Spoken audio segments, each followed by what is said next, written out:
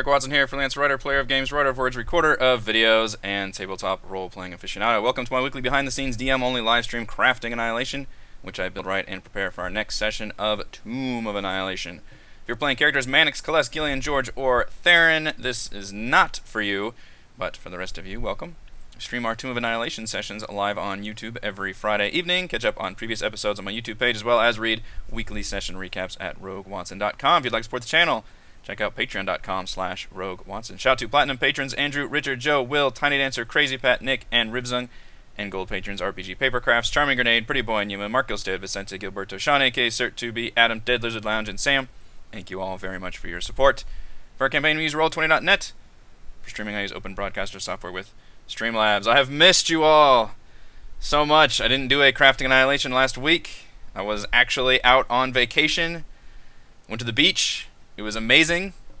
Yeah, I think I've talked about it before in my Monday update for patrons and through various live streams I've done since then. But really, really good times. But I missed doing Crafting Annihilation, which means I was in a weird case of not being able to recap what happened during the last week, but because I did do D&D, now I've literally got like 2 weeks of sessions to kind of mull over, because I usually do a kind of post-session mortem for Crafting Annihilation, as well as prepare for the next session. It's really become like a half and half thing, and I've enjoyed that. It's like dissecting kind of what just happened, and being able to like kind of work through it and decide like what worked and what didn't for the last week, and then for the upcoming session, obviously I plan and mull over kind of what I'm going to be doing. So I do love my Crafting Annihilation, and I'm bummed that I didn't get to do it last week. I've very rarely missed one, I think. Which, by the way, I believe this week, maybe next week, I'd have to look at the exact number, but we are coming up on the 1-year anniversary for our Tomb of Annihilation campaign. We started it, I believe, the last week of August. Somewhere around the 24th, I think. I'd have to look back at my notes. I don't have. Well, let's see. Do I have? I don't have the date. I literally have to probably look in what date the YouTube video was. But anyway, and of course there was a session 0 too. So somewhere around that last week of August, I believe we started Tomb of Annihilation. So we are 1 year later, and we're on session 47, I think. That's pretty damn good considering there's 52 weeks in a year. That means we've only missed, I think, 5 weeks out of the year, if my math is correct. So that's pretty cool, if I do say so myself. Hello, Brian, Eldrin, nice to see you all here in the chat. Hail Hydra, no, don't hail Hydra, that's not good. But yeah, it's 1 year is pretty cool. It's crazy to think that we are a year later and like we haven't even made it to Omu yet. I don't think I would have expected that. I would have expected, and again, I don't have a huge sample size, but we've played through, I guess, Lost Mine plus Princes to make that one campaign, and we played through all of Storm King's Thunder. And both of those did take us over a year, but they weren't, once you got to the year mark, I think you were nearing the end game for both of those campaigns. I'd have to look and see how long both of them were, but I don't think either of them went too far over a year. I mean, maybe total like time session-wise, I know one of them was like 50, and I guess the one plus Lost Mine might have been, maybe even that was a year and a half. But anyway, I expected us to be a little further along, so it's interesting that we're not even to Omu yet. But we are getting closer. We've got Wormheart Mine, which will lead into Frakamar, and then we'll do a little bit of overland travel, and then we're in Omu. So I think we're getting closer. In terms of what has happened so far, and again, I didn't get to recap our one from 2 weeks ago. We did the dragon attack, which was I misjudged how powerful and painful a young red dragon's fire breath would be on a party of 6th level PCs. Because I expected there to be a bit more give and take with that scenario, in terms of I had planned events happening with, I assumed the players would mount the ballistas and try to shoot off the dragon, and I would have to make several passes with the dragon, and maybe certain events will happen where, you know, masts are falling over and players are dodging out of the way, and for Platinum patrons, you can see in my notes I had written a couple different things, but what ended up happening was everybody was just kind of, you know, in the middle of the ship, and I just had the dragon come down, and as I mentioned, the dragons was not really a fair fight at all. It was going to be able to use its fire breath with every pass, and it was never going to really land or anything. And it breathed fire on everybody, and I think my players' collective eyebrows all shot up. We're like, oh no, this is not something we can engage with. And they immediately picked up on the cue that we have to evacuate. So that made it, I think it was still interesting and fun, but it is just, and that was the, I think that was the eventual ideas, and I even molded over 2 weeks ago on whether I wanted to actually destroy the ship and force the players off, which ended up happening, but I expected there to be a bit more give and take between Dragon and Party, and instead that Dragon swooped in, unleashed its fire breath, and immediately the party was like, we got to get the fuck out of here. We got to get out. We are not doing this. We are noping right out of this fight. Like, they never even took a shot at the Dragon. So I was a bit surprised at that, because in my experience, players usually have a never, Goonies never say die attitude and want to fight back against everything. And in this case, they were just like, nope, nope, nope, we are out.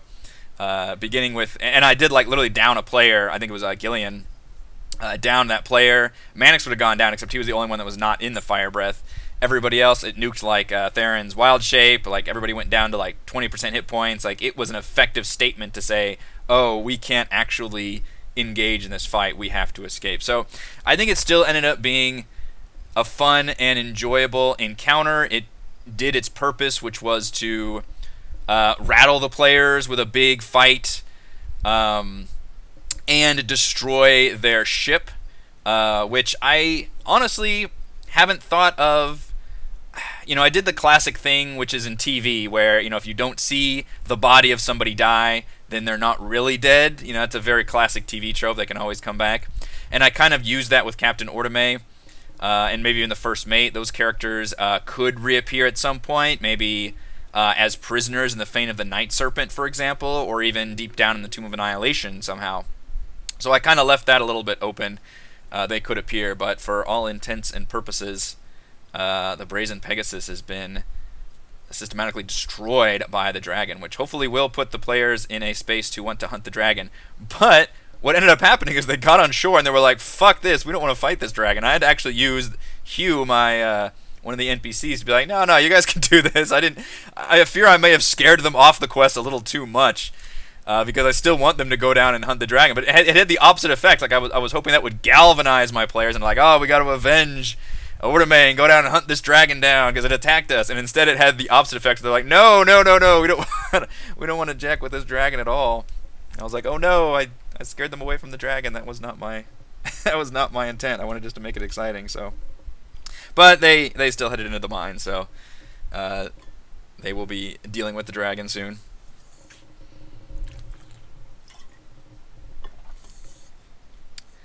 Chris was noticeably concerned they weren't appropriate for that being outclassed. Yeah. I mean, dragons are strong. And I was trying to even remember in I think a previous episode of Crafting Annihilation if we'd ever fought a dragon in a straight up fight in any of our D&D careers. And the closest we came was in we never did it in my campaign. In Lost Mine, they talked to the green dragon. And then in Prince of the Apocalypse, there is a young red dragon at the very end of the bottom fire dungeon, which literally we made it at the end of the session, and they ended up talking to that one too. So neither of them were fights. In fact, that red dragon actually saved Miri. I guess spoiler alert for for the end of Prince of the Apocalypse. It happened in Storm King's Thunder, with which hopefully if you watch Crafting Annihilation, you don't mind spoilers. For previous sessions, because obviously I dissect a lot of those. When we fought two blue dragons, what's interesting is I talked to Chris about this afterwards, and he said those were not young blue dragons, and they weren't adults. He actually put them somewhere in the middle, because we had a full adult bronze dragon on our side, and we were at level 7 at the time.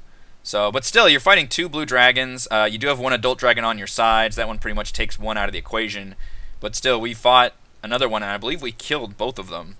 So, this is a slightly different situation, I guess. But it's interesting how the players are much more like respectful and awed and feared about the dragon.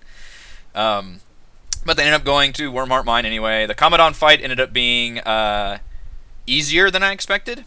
I added 4 Commandants in that battle, which I'm not switching these maps because I already archived them, but That was to give George the last pieces of his personal quest, and it the unconscious thing worked out really well in the first turn. I really liked the way that Mannix used his wand of magic missiles, or magic mints, I should say, to wake everybody up. I thought that was funny and effective. I think I gave him inspiration for that. I don't remember. And that fight, that was just all die roll. Like the dice just weren't with me. I could never seem to hit with their pounce attacks or their snakes. And I staggered their entrances to make it a little bit less brutal for the players. Even though they were fully rested after the dragon fight and they could rest afterwards, so I probably could have just attacked him with all four. But I was being a little nice after the dragon encounter. The DM giveth and taketh away. But for some reason, I just couldn't hit it all with those freaking snake leopards. So they ended up winning that fight fairly easily. And then they got to the mine, and now we can finally switch to the mine map because that's where we're at. This one took forever with the players deciding what to do, and it was an interesting situation because the players have rarely had a chance to actually do some proper scouting and reconnaissance and preparation, and they're reaching a level now where they've got more of those tools, and Mannix immediately used one of those tools, which was his owl familiar, to go and scout ahead, which was very smart. So I rewarded them, obviously, with the knowledge of just giving them a token and letting them fly it around and kind of see what's what. They could see the mine track. This is a really difficult map to do in a tabletop battlefield. This is just kind of a problem with 3D maps on a 2D playing field in general. And this one is especially difficult because it's literally a spiraling track that goes down like a roller coaster or a water slide. And it's very hard to convey that here. And Chris mentioned after the fact, it would have been better had you created some elevation differences on the map so we could see that. And I said, those are actually on the map, but they're on the GM layer because you all are not really supposed to know, excuse me, as far as I'm aware. Oh, God. Excuse me, I just choked on my own words. I don't believe they're supposed to know the distance from the surface to the bottom. So I think that's a lot more jarring when you realize you are over 250 feet above the bottom of this mine shaft when you first go in there. So that's why I didn't use the actual elevation markers. Eldrin, they are level 6. They just got to level 6 2 weeks ago, right before that dragon encounter.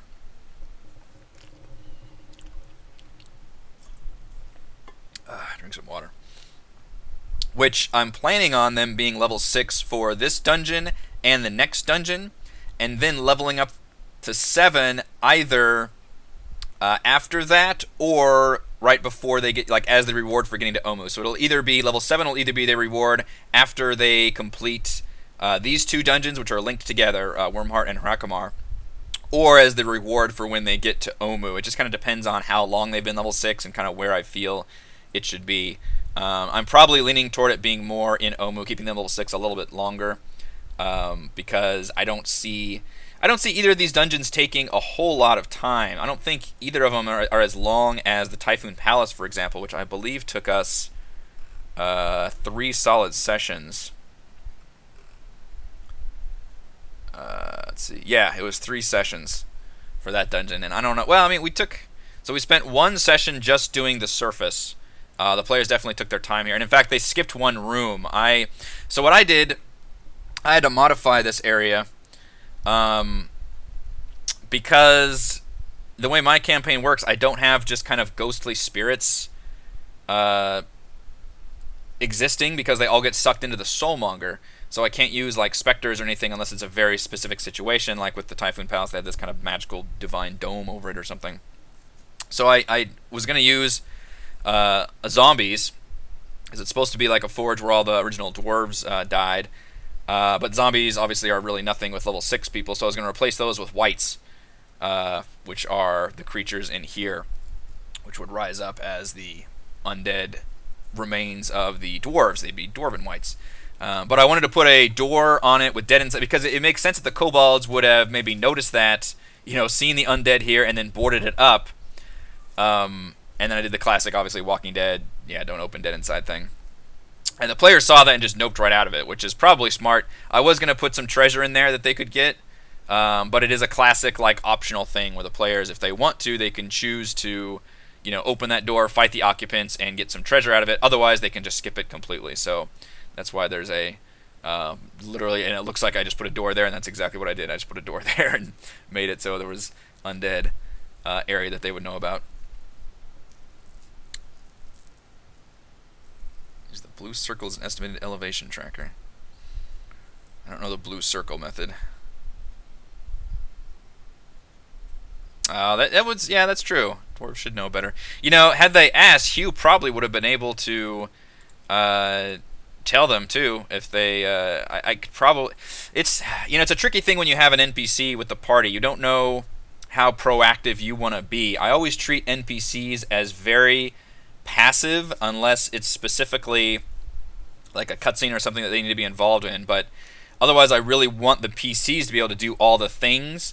And the NPCs are basically there as, as like I just picture a video game. If you've got a party member with you, then you could turn to that party member and open a dialogue session, and then maybe they would have unique dialogue options for this area that you could talk to them, but they may not actually stop and talk to you proactively. And some RPGs do that. They'll certainly have a scene where that person wants to talk and open up about things, and I could probably do a better job of that because Hugh has been here before, so maybe he would be able to provide some of that intel. But on the other hand, he didn't know anything about the kobolds, so his intel is outdated at best. So he would know maybe the physical layout and be able to tell them, the shaft is down, this far, and we made it this far. In fact, I probably should write some dialogue based on like how far he made it before the dragon found them and attacked them and rooted them out. So they probably made it to the bottom of the shaft. The dragon found them. They probably ran all the way back up. The last survivors hold themselves up in the forge, whereas Hugh managed to basically limp and get away back outside the entrance. Maybe he hid in a minecart or something. So I could probably use Hugh as a more informative NPC.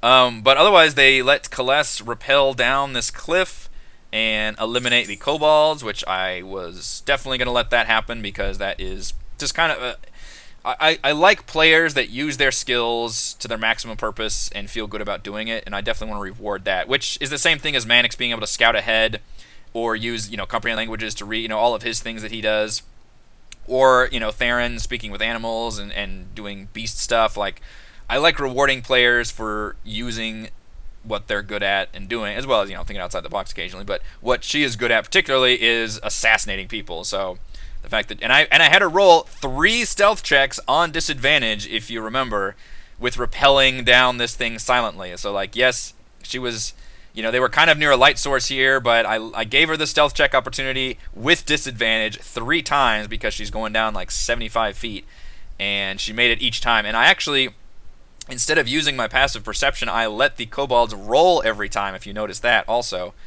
instead of just relying on their passive perception. Because if you have guards, then they are specifically looking for things. If somebody's not looking, they're just walking around, then that's passive perception. But if somebody is guarding an area and literally acting as a scout or a lookout, then I'm always going to roll their perception, and then you can use passive perception as a baseline, as a minimum, so they won't ever get worse than their passive, unless they're distracted by something, I guess.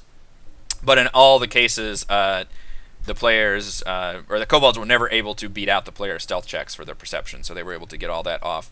And the massive damage rules helped quite a bit here, because she was able to, I think, stun one of them, and then one of them dropped dead. Even though she does a lot of damage, she needed that extra bit of oomph from the massive damage table. Which, by the way, if you've noticed, I have finally created rollable tables, so no more having to look up our stupid house rules document. I don't know why it took me 40 plus sessions to do this, but that's how it is with me. I take forever coming up with these quality of life improvements. But I've created rollable tables for massive damage as well as for our lasting injuries. So now players can just click on that to roll up a lasting injury, and then I can just click on that rollable table for massive damage. And after that, they attacked some of the kobolds, so with the inventors, I basically combined 2 stat blocks. I combined the Kobold Inventor that comes with Tomb of Annihilation with the Kobold Trapsmith from Kobold Press, from the Tomb of Beasts by Kobold Press, which is another very similar idea, where kobolds have a bunch of inventions they can do. The trapsmith was more about setting up traps ahead of time, whereas the inventor is all about throwing out like grenade-like devices and things as actions.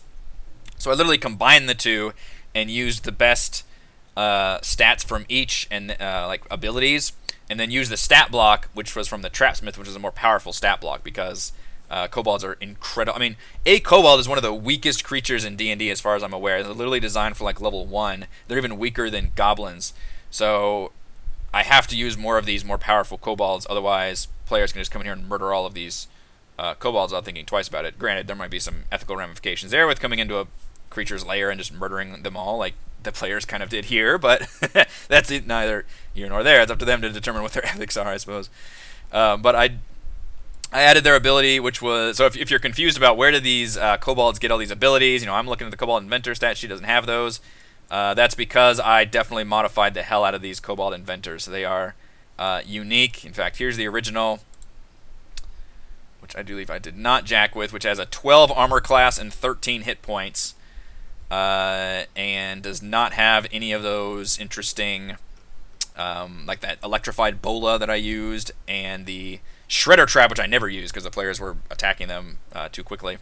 And they just have the basic like kobold attacks. Mine has 14 armor class, average hit points of 36, has a poisoned light crossbow with poison bolts, as well as, what are the interesting ones? The shredder and stunner trap. So the shredder is just basically a grenade. It's a shrapnel thing that explodes, which I don't think I ever actually got to use yet. And then the stunner is an electrified bola that you can throw and restrain people, and it zaps them with lightning damage, which is really cool. I threw it at George, but it didn't, unfortunately, hit him. And the other interesting thing is when you have a bunch of devices on an NPC, that means your players can loot those devices, which I totally let my players do. So that's kind of an interesting way to give loot to players that are just one-time use things, is literally just basically give them the equivalent of grenade-type items that you can use as a spectacular effect, but is obviously very finite and limited in what it can do, in how many you get. So I think I gave them one of each, maybe, and then maybe one more. I forget. I basically tried to keep track of who used what, and I think they managed to get one. Certainly, Celeste got the ones from the ones that she eliminated. And then they were able to, with Mannix, using comprehend languages, and basically pantomiming what he needed them to do and rolling, I think, a charisma check at one point, he was able to mollify the rest of the kobolds. And I was not planning on having these kobolds in here be combatants at all, because, again, kobolds suck horribly, and for level 6 players it would be nothing for them to just murder all these kobolds. So I treated them more as non-combatants. They are just there like as the nursemaids for these eggs. It was these kobold inventors that were the actual guards and scouts of the area. The players still ended up attacking them and beating them up, and they never actually fought back. So they were quick to surrender once the players had kind of broken through these lines and started threatening the eggs. Now, the interesting thing is, the players did set off a trap. Now, Chris is probably right. He did mention the fact that his passive perception is 18. He should probably see all these traps. He is right about that. I guess it depends, and I guess it's DM discretion on what passive perception means during combat. How distracted are you? Do you just notice everything automatically? These are all questions that are basically up to the DM ultimately, and I did have him trigger the tripwire trap here. Had he been moving through this area not in combat, I think I would have had him notice it, but since he was in combat and just looking ahead and shooting at people, I ruled that he did not notice it and tripped it. I could see where the player would have a problem with that and say, like, well, my passive perception should make me, always notice things. But on the other hand, as a DM, I can say, like, well, the perception check would have been a 20 to see that, it's just kind of depends on what the trap is, and ultimately the player never knows what the DC is to actually see something. Although with an 18, you would suspect you would be able to see most things. So I can see his argument, but I had him trip it because in the middle of combat, and he was just staring down the cave. And what that did is it had the boulder come down. Now, both him and Celeste made the saves, so it didn't actually do anything. It was one of those weird traps that was a all-or-nothing trap. So either it hits you, or you make the save, and you dodge out of the way and it doesn't hit you at all, which is what happened here. So it still rolled, but the key here is it rolled down the mine cart track, which essentially tells everybody on the next level that that trap was triggered, and that there is goings on afoot up here. And I would assume the players have made some noise as well, although I don't think anybody cast any big sparkly spells or anything of that nature. There was a giant dinosaur jumping around the bridge, so presumably that would have made a noise too. So I'm ruling the fact that right now, currently, the kobolds down below are aware that there are invaders on the surface level, that something is amiss. So the stealth approach has basically ended at this point, once they've eliminated this. Even though they were able to get advantage and eliminate the surface crew pretty quickly, but the next crew will be aware of them, which should change the tactics and hopefully make it more interesting. So that's when we get the actual prep for next session, which will be the next level. So, and players have not, they actually didn't get very much injured in that fight. I think George took a few blows, and Theron did almost actually lose his wild shape. He's freaking, Allosaurus has 50 hit points, so it takes a lot to knock him out, and I believe he can transform into an Allosaurus twice. So that is something. If I've knocked out one of his wild shapes, the Kobold Invaders can throw a basket of centipedes on people, which spawns, as you can see here, I've got waiting in the wings, swarms of insects, which are no joke. They can do some damage. But the next task for the players will be going down the stairs, or I guess the mine track. They could always hop in a mine, which is the other thing. I had Mannix. It was interesting the way the players kind of fanned out in this scenario and actually split up, which worked out for them, because there was a bridge path that Theron took, the side path that Celeste was already on this side, and then Mannix and George over here. Mannix actually jumping into the minecart. Notice how I had him roll a d4 when he was trying to stop the cart. Had he rolled a 1, that brake would have broken off, and he would have continued sailing along at a certain clip. The book does not say how fast that minecart travels, so I was just going to do it 60 feet a turn, which seems... I don't know what... I mean, that's as fast as somebody running, essentially, with all their might, is how fast this minecart would go. And maybe as it would pick up speed, this is the part of D&D I hate, where you're trying to figure out like the math of physics. I can't do that, so I just ruled that it can move 60 feet in a turn, which is how much he moved, I believe, originally with it. So there's a 1 in 4 chance I've got that the brakes give out and it just continues rolling along. I would probably allow for a acrobatics check to jump out of the minecart. I don't know if there are rules about that in the book or not.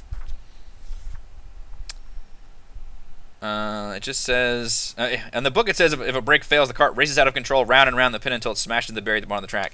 So it literally says it just keeps going and you have no chance to get out, but I would assume every player would try to jump out early, and why wouldn't you? So I would allow them with a acrobatics check to try to jump out, and you would probably take some damage as you jump out of a moving track, because you're jumping towards the wall, if anything.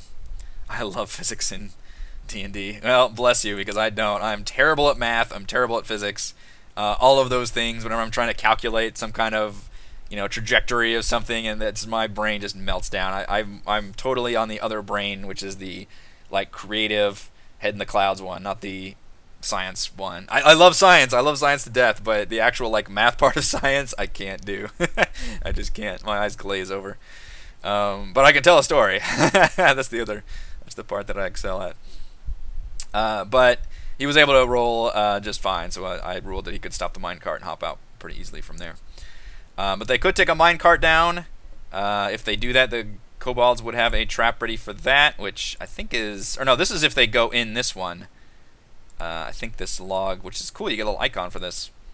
Oops, I should scroll down so you can see it. I forget how big those portraits are sometimes. This little trap right here with the spikes swings out, but that's only if they go from minecart to here, which I believe they would all probably come down these stairs. Some of them might come down the minecart path, which you could just walk down this path as well. One thing I don't know is how far the staircase descends or where the overlap begins. I don't know if this bottom stair equals this bottom stair, so once they reach this tile, I should go ahead and put them on this map. I'm not sure exactly where the overlap is there. But either way, these kobolds are very aware of that there is danger up ahead. I have moved some kobolds to this one because as the players come down, I'm going to go ahead and have kobolds coming up. So we will immediately get into initiative order, and those kobolds will then attack and run back down. The players, their best option would be to just chunk things down, or shoot whatever long range stuff they have. If somebody's at the top of the stairs and somebody else is at the bottom, I would rule that they cannot see each other, so you would not really be able to fire and hit anybody. You'd be blind firing essentially. But I think we did rule you can blind fire, and if you get a crit, you can still hit or something like that. You, like, blind fire is like disadvantage, and if you still manage to crit, then you do hit somebody or something like that. So it's a very, very rare case. But I would allow them if they threw something like the equivalent of a fireball or something. That would be devastating. I don't believe they have, or I guess Theron could unleash his like thorn vine wall or something down there. You could still, in other words, you could still target the bottom of the stairs without necessarily being able to target anybody. But hopefully the players will charge down there heedlessly, and we can actually have a big kobold fight down here, which I have once again added some stuff to beef up the kobolds, because as we know, kobolds suck. These, at least, kobolds will fight the few that are regular kobolds. We've got some more kobold inventors, which have those beefier stats, as well as those abilities to throw that shredder trap, the stunner trap, the basket swarms of insects, and they have like an acid thing they can throw, which would turn a space into like an acid thing. All of these things take up actions, so I don't, I have to really pick and choose what I can do, because the inventors probably won't last that long. What I did create is a kobold chieftain and a kobold scale sorcerer. Sorry, I didn't create them originally. I put them into this map. The kobold scale sorcerer is actually in Tomb of Annihilation. I'm not sure why it's not used here. I guess it must be used maybe in Omu or something. But it is just literally a low-level mage kobold. So I was like, hell yeah, I'll put that in there. It's got that cool wing design too.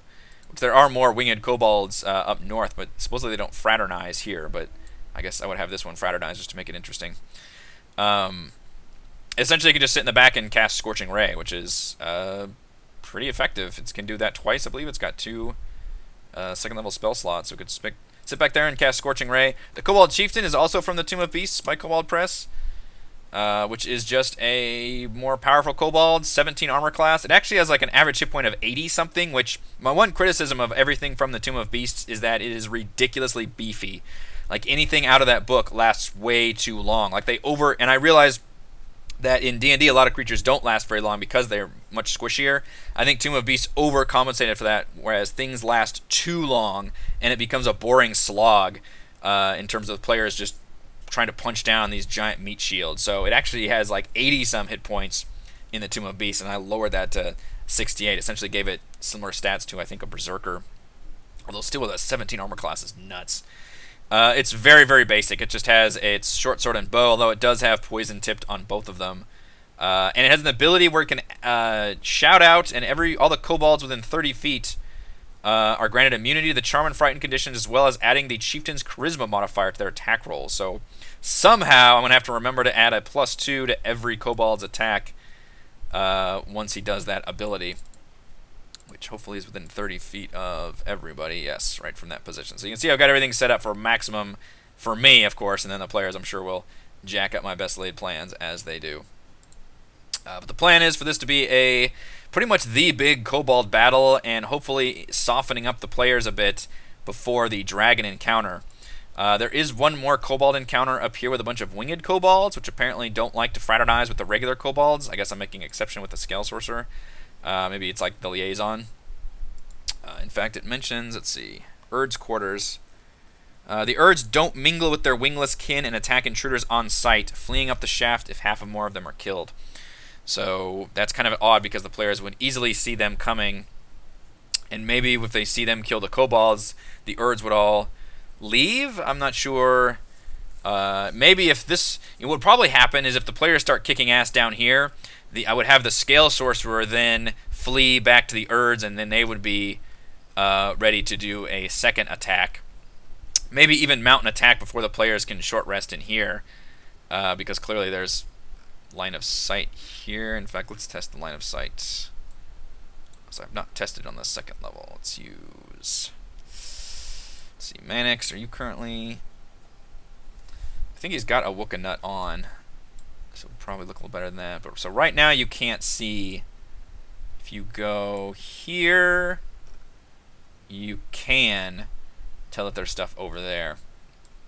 So interesting is there is a lot of sight blockers in here. But once they reach this, let's see, there's like one certain square, isn't there? There we go. These two squares. Once you reach these two squares, you can tell that there are there's actually line of sight over there, which obviously the sound would carry. So I would have this one flee, specifically that one flee if it survived, and run away. Do you flavor him with a chromatic type? I guess red. Sorcerer, Dragon Blood. I don't know. It's just it's a baseline. This creature was actually in Tomb of Annihilation, so I'm not sure. I didn't even look up the Kobold Scale Sorcerers, but clearly it looks like it's built for fire because it's got Firebolt and Scorching Ray, and obviously there's a red dragon here that they worship, so presumably that's the way it's themed. It seems like Scorching Ray is the only spell worth doing here. I don't think Charm Person is necessarily meant for... I guess you could use it for combat. So what does it do? But it's, yeah, if your companions do anything harmful to it, it ends. I guess you could shut somebody down that way, but they have to keep repeating the saving throw, and I don't think his saves are very good. It does so with advantage if you or your companions are fighting it, so I don't think I'll use Charm Person. And Chromatic Orb, maybe at second level that would be worth using. How much damage does it do? Oh yeah, do 3d8 plus. Gotta do 48 damage then. If I do a... So is it 48 better, or is it worth just doing a +4 3 times? I guess it depends on his save, which I don't know what the hell his save is. Let's test that. What is your save, buddy? Whisper rolls, please. And cast Chromatic Orb. Oh no, that's not a save. That's an actual attack roll. Okay. So it's the same thing. It's a +4. Yeah, rolled a 1. That's terrible. So the odds, that's a risk-reward thing, then I have a less chance of hitting with 1 versus the ×3 that Scorching Ray gives me, but that's a big hit if I do hit somebody. So that is interesting. Maybe if there's somebody that comes in there that's all big and scary, then maybe the Scale Sorcerer would target that person. And even then, if he somehow manages to run out of second level slots, I could use Chromatic Orb, obviously, as a first level, and still 3d8 is very solid. Fire Orb. So yeah, I'm hoping this is a nice little fight full of kobolds. The actual proper fight with kobolds, the top surface one was not. That was them breaking into the guards area. But now that the kobolds have been alerted to people up there, if the players short rest, then the kobolds will really be able to set some shit up and be prepared. But even if they don't, I've already got them basically on high alert. They've got weapons trained. Oops, let's move Manix. Weapons trained on the mine cart, as well as the stairs coming down. In fact, I could even put a kobold like here, ready to unleash this bashing trap on the players. The Big Boom, which weirdly enough, you have to make an attack roll against the cart's AC, which seems really stupid. Thematically, I would just let it happen. Basically, if the kobold uses an action to do it, and if he does it, it's going off. But it crashes into the cart, and then the cart could either derail or even tumble off the track. Just kind of, I'm supposed to actually roll a d6 for that, but more than likely I would have the cart derail and crash into Area 11, throwing everybody prone. If somebody fails, maybe really badly, they'd be thrown off into the pit or something interesting. But that's if people climb into the minecart, which, oddly enough, it sounds like the adventure wants all the players to jump into a minecart and roll down there, but the size of this minecart tells me to only be able to fit like 2 people at most. Like, it takes up 1 5-foot square grid, and I realize like somebody doesn't take up physically 5 feet of space, but that's kind of just their like threat range or whatever. But still, I don't think you could fit an entire group of adventurers in one minecart. Doesn't seem like it's possible. So I allowed it to maybe fit 2 people in there comfortably. If they wanted to fit like maybe even 3 people, as long as maybe 2 of them were smaller, or at least one of them was smaller, and it was uncomfortable, then I would probably allow that, for example. But thus far, the players don't seem to want to necessarily do the minecart thing, which is a little disappointing, but fine, because it does. I think it would add a little more adventuring fun to it, but it's also definitely more dangerous for the players to do that. So I can see why they would hesitate a bit on that option. Let's do it like this, maybe. So everybody can kind of see there as they're coming down. Kobolds just have their slings. Kobold inventors have all their traps. Chieftain's got the short bow, so he can fire from there, and the Scale Sorcerer's got his spells, and with the ability to flee out of there if things get hairy, and then have to fight the Erd fight up here. After that, and these kobolds, I don't know if they would surrender like the ones up top did. And what's interesting here is, I don't know if the players actually, like, they threw down their weapons. I don't know if the players actually collected all their weapons and things. I'm trying to think if the top kobolds would join in the fight. There's only one that would really join in, which is the kobold inventor, and he's already injured. So actually I probably wouldn't have them come up behind them, which would be interesting. The other thing I could do is flavor the winged kobolds, because the players don't know the meta knowledge of Erds not fraternizing with their non-wingless kin, is having the winged kobolds actually fly up and attack the players from behind, which would be which could make it for really interesting. They could see probably light down below in the shaft. Maybe I would tease that fact, and then once the players actually start going down these stairs and engaging these kobolds, if any of the players were lingering up here or even on anywhere on the minecart track, I could actually have the winged ones. In fact, that's actually more fun. I could have the winged ones just join into that fight using their flight ability. They're not very powerful. I mean, they're still basically just kobolds that can fly, but at least they could kind of flank the characters and make that one big fight, rather than having to do this weird, like, second battle over here, even though they're within line of sight. They can drop rocks. That's funny. Take a bunch of rocks. They actually have a +5. All right, they're slightly stronger. I do need to remember that kobolds do have pack tactics. I'm probably going to forget about that. But they have advantage as long as any of the allies are within 5 feet. And that's a big deal. You give somebody advantage, and they're looking pretty good. And there's enough kobolds here where their pack tactics would go off quite a bit. So I do need to keep that in mind, that all kobolds have pack tactics and would have advantage on most of their attacks. So I'm liking the idea of the actual winged kobolds joining into the fight, coming at the players. Well, it looks like they enter a tunnel right here, doesn't it? Is that all that's blocked off? So they go inside a tunnel? Let's see. I guess this right here is actually a tunnel. So they could attack the players up here if I want to still have them be flying around. But once the players make it actually in here, it'd be slightly harder for the winged kobolds to be effective. I guess they could still fly. I don't know how high the ceiling is down here. I imagine these are caves, so it wouldn't be too high. I'd rather have them... If some of the players end up basically on the upper part of the minecart track or on this ledge during the combat sequence, the winged kobolds will be more effective. Otherwise, they'll have to just roll up kind of, I don't know, in here. I don't know if they would go in the caves is the only problem. I guess the caves are as high as I want them to be.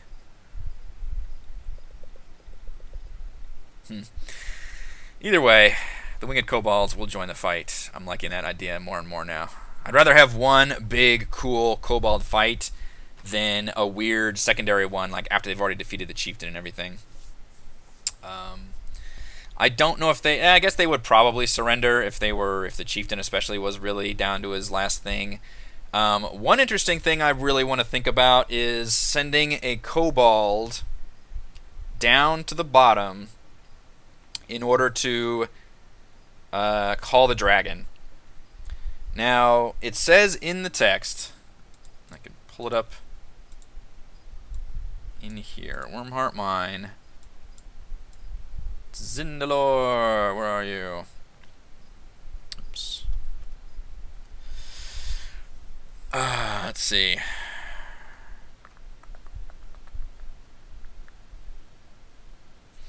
Dragon can't be surprised if kobolds triggered the boulder trap in Area 10, which is that big smash one, and she can't miss the sound of an ore cart rolling down the tracks or a loud spell going off anywhere in the complex. The dragon is inclined to kill anyone she doesn't recognize, but might converse with adventurers who have something interesting to say. Being young, she still has much to learn about the world. If flattered and offered a sufficient bribe, offerings worth at least 500 gold, she can even provide basic directions to any landmark within 100 miles of Warhammer Mine. Alright, so she is willing to work with people. But if people are invading her lair, I don't know how affable she would be. Doesn't hold back when it comes to using her breath weapon. She loves watching her prey scream and burn in the flames. In a desperate situation, she's confident she can fly up the mine shaft and escape faster than any intruders can pursue. So, the interesting thing about how the kobolds actually interact with the dragons. Hey, Michael. They have to go to this other area, which is this ledge looking out over the dragon. It's actually 25 feet up. That one I could probably tell the players how high it is. Because at some point you would be able to see 25 feet. More or less. So I'll actually add that one to the token layer. And I'll add that one to the token layer. That looks weird added to the token layer. Let's see. When the kobolds have tribute for Tinder or need the dragon's advice or approval, they send their fawning, groveling emissaries to this ledge overlooking the dragon's lair. The kobolds don the ceremonial wooden masks and capes before addressing their overlord. And it actually says that characters can then try and put on the masks and capes and essentially roll a deception check to talk to the dragon. But they have to only speak in Draconic, because that's how they converse with the dragon. And it has to be overblown honorifics such as your titanic blazing majesty and thou unquenchable, unendurable furnace, which is great. And never question the dragon's proclamations or judgments. So that would make for a really good role-playing moment, but I don't know how, if the players are coming in hard, if the dragon would just sit idly by, basically. I mean, the kobolds probably make enough noise where the dragon might not be too concerned, but the kobolds, if things are going south and they see invaders coming through, would definitely want to go down and beseech the dragon for aid. So the interesting thing here is I might give the players a chance, and assuming Chris still has Comprehend Languages up, being able to hear basically them sending a runner down to get the dragon. And that should motivate the players to be like, oh shit, we got to stop that from happening, because if we want any kind of chance of having this dragon not come at us when we're not ready, we need to make sure none of these kobolds get down there, because they don't know that it's a complicated process for the kobolds to actually talk to the dragon. They might think that the kobolds can just run down and like, hey, come help us. Because it would be something that would happen basically out of combat. If a kobold makes it down there, it would take them, several rounds and minutes of conversing with the dragon to get the dragon to rouse up there and attack anybody that the kobolds can't handle. And that's partly why the dragon has let the kobolds in here, is because the kobolds are a deterrent. They should be able to deal with any rabble. So the dragon, can go out and deal with the big stuff, which is like the ship, and then come back and hide and chill out in its lair. And it just expects the kobolds to basically take care of any threats. If the kobolds can't take care of any threats, it would be very annoyed about that. And essentially the kobolds are making off-the-screen persuasion checks to convince the dragon to go help them. So yeah, that's the motivation. Would the characters be able to see a kobold? Like if they're up here, could they see a dragon? This is part of the problems with D&D, is I have to make judgment calls on these things. Would they be able to see a kobold just sprinting down the mine track and then be able to shoot at them? So if they're here, this is a distance of, again, that's if they're at the edge of the track, which would be this part here, which is probably about the time that I would, I want them to be basically engaging. I'm hoping they don't short rest and they immediately engage with the enemy down here. If they do short rest, then I don't know how to warn them about that there's going to be a dragon, a kobold running to the dragon. I'll probably have to have them catch up on something. If they short rest, maybe they'll post a guard and they can see that kobold running. But either way, you're looking at least about a 50-foot range, but it's not straight across. This is, again, there's that elevation difference, which would make it longer. I don't know how to figure out the math there, but there is, let's see, this is about 175 feet up, and that's 125 feet. So you've got a 50-foot range and a 50-foot elevation difference. So that's the distance there. Would somebody with 60-foot dark vision be able to actually see a kobold? If they're on the very edge, would they be able to see that kobold running across? Even if they do, that's, well, I guess, let's see, if they're firing into darkness, I guess if you can see somebody, you still get regular. I don't think it's disadvantage if you have the dark vision, because it's all about your range, weapon on your range. So it's like 60, 320, or whatever. So I would give them a chance, in other words, to do the thing where you have the ranged weapon and be able to shoot them, but that's only if they're able to actually see that thing running by, which only, I think, 2 of the party members have dark vision. I believe only the half-elf and the dwarf possess dark vision down here. Otherwise, they've got lights. And that's the other thing is, I think they've been, like, I know Mannix lit up that Wookiee, so obviously the kobold's down below, suddenly sees somebody walking around with a light source, so they're definitely all aware about that. If they had a light source or in darkness, yeah. Just give anyone on the higher ground line of sight, and anyone lower at a given point in time half to 3. Ooh, that's good. Yeah, I forgot about the cover penalty. That's true. Or the cover bonus, I guess, for the person running. It's either a penalty or a bonus, depending on which side of the cover you're on. I could do that, though. Give them additional armor class for being in darkness while running. So I want to create some kind of motivating factor because the players had all the time to prepare for the surface battle. That went very well for them. In this time, I want to create the opposite scenario where they do not have much time to prepare. The enemy is very aware of them, and the enemy is trying to bolster up reinforcements, and that reinforcement is a fucking dragon. So they don't want that thing to enter the fight any sooner than they can. The other thing they will learn is that even though they've stirred up the hornet's nest of the kobolds, they have not necessarily called down the ire of the dragon yet. So they'll still have a chance to deal with the dragon in their own terms if they can shut this shit down right here and basically deal with all the kobolds in this coming battle, which should be interesting. So I definitely need to convey that information to the players, as well as hopefully have a pretty fun scenario here where they're trying to just fight these guys as well as dealing with any runners.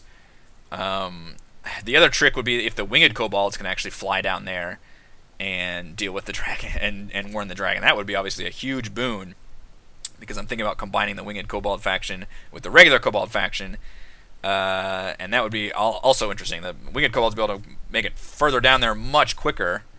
I don't know what their actual fly speed is, and supposedly be able to 30 feet. Okay, so it's not crazy. So that would still take them a number of turns to actually make it down, but people could at least shoot at them as they were flying down towards the dragon.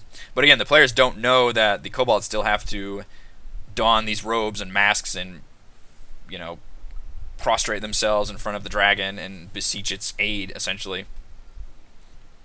Giving the players what could be an interesting role-playing situation if the players go down there and see all that happening. And maybe if they capture some of the kobolds alive, they can learn like how to do that, and that could be interesting as well. So hopefully it's all interesting. And then it'll be dragon time. So I don't know if we will. I mean, maybe Warm Heart Mine will take 3 sessions. It just depends on how. It basically depends on how long this kobold fight lasts. Combat is always lasts quite a while with D&D. Kobolds are not very strong, other than the chieftain. But I am planning on adding the winged kobolds to this enterprise. Although once they start taking damage, they'll probably start fleeing. So it depends on how quickly the players move and get through that area, because the only thing left to do is really go down here, which is a needlessly big area. I mean, I get why it's this size, but there's nothing really going on here. There's quippers in the water, but I don't see the players ever entering the water here and actually dealing with the dragon, which could be a huge fight. The other thing is, if we get to where we're after the break, it's getting late and the players approach the dragon, I don't... well, I guess I'll find a good stopping point, but obviously I don't want to try to get through an entire boss fight when we're very late in the session. So that could be an interesting, fun way to end the session, is either at the beginning of that encounter or maybe when they first spot the dragon or something. So I could definitely see this taking more than 2 sessions, which we've already taken 1 session. with the dragon. But I have no problem with the players conversing with the dragon if they play their cards right. In my experience, players do not like. I'm trying to think of a better phrasing for blowing smoke up the ass of a creature, but like, what's the phrase I'm looking for? You're like kneeling before your overlord or something and saying, "Oh, you're the great, magnificent," and all that. I don't think players like to do that. Players are very full of themselves and have a. If anything, players the opposite. Players have a swagger about them. Most player characters have like that Han Solo mentality of like I'm a badass, and they are. They can usually back that up.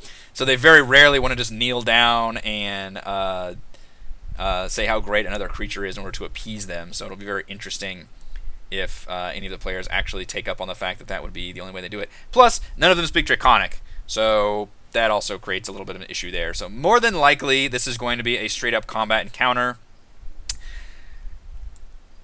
The Fire Breath is scary, but I do underestimate my players quite a bit. I know they can do a lot of damage when they need to. This could be a very painful fight, and it should be a very painful fight. But the dragon will not fight to the death either. Once it reaches a certain HP threshold, I will have the dragon flee out of the top, which will be interesting because that creates a unique issue. If the dragon does get away, it would obviously go back, heal its wounds, plot revenge, and return. So technically they've cleared out the mine, but they would still have to deal with the dragon. What I would probably do is maybe a follow-up as the players are out over land or something. Once they escape Rakamar and all that, that dragon would fucking go after them and hunt them down, try to do a surprise round and go after them. And I would probably have the dragon be injured after that, but I think that could be a really neat follow-up to make sure they actually do deal with the dragon at some point permanently. Oh, or maybe they will kill it this time. I don't know. Stranger things have happened. It could happen. Placate. That's a good one. Placate. There you go. Yeah, role-playing would be fun, and the dragon does speak common, so if the players play their cards right and they want to engage, I would certainly want to do that because I have fun role-playing, monsters and things like that. The dragon could speak to common if the players were placating enough. I think that could, I don't think they would be able to roll high enough persuasion to literally kick the dragon out of its own lair. So it will probably come down to a fight, but maybe they could do something where it would at least turn the fight in their favor. If anything, if just to distract the dragon while somebody else sets something up or does something, like that could probably what I would be more acquiescent towards. But in terms of just persuading the dragon to like move out of its lair, maybe if they find a new lair for the dragon that's even better, like that kind of a thing maybe could work. I don't know. But otherwise, they would have to leave this quest incomplete. The interesting thing is, however, Hugh would not want to work with this dragon. The players would have to do something to knock Hugh out, restrain him, or do something, because Hugh will fucking attack this dragon. This dragon ate his arm. So Hugh is not in a talking mood. He will obviously want to... He would be on board with any plan of dealing with the dragon up until the players decide not to fight it, and then he would fight that dragon. So... Hugh might get himself killed here, it just depends, or start a fight, but either way, he was going to be a goddamn liability for the players in this battle, for sure. How rested will they be when they reach the dragon, if you had to guess? That's a good question. As of right now, they were fully long rested. In the course of this surface fight, George took a little bit of damage. Theron has lost almost all of his first wild shape. I believe he still has 2 wild shapes as a 6th level druid. He's at 5 hit points left. Otherwise, they haven't spent anything or lost any hit points as far as I'm aware. So they're almost well rested at this point still. So the Kobold fight is definitely designed to drain as many of their resources as I can. And then I would presume, assuming they defeat the kobolds don't warn the dragon, they shut all the kobolds down, they could definitely have a chance to short rest at that point. I would not let them long rest, obviously. But they could short rest before taking on the dragon. So it just kind of depends on how badly that kobold fight goes for them, essentially. And I will try to do my best to force them to use some of their things. But otherwise, right now they're still looking pretty good. But the kobold fight will hopefully drain some of their resources, and then they'll have a young red dragon to deal with. Alright, I think that will do it for this week's Crafting Annihilation. Thank you all so much for joining me for the stream or for watching the recording afterward. I will be Around tomorrow, I should be finishing up my Let's Play stream of Tales from Candlekeep Tomb of Annihilation, which, if you haven't been watching, is a digital adventure game system board game adaptation, I guess. It's been pretty fun, but I'm kind of ready for it to end. I think I've actually put in almost 10 hours now, which for a board game thing is pretty quick. And then obviously Friday evening will be our Tomb of Annihilation campaign, so I will see you all for that.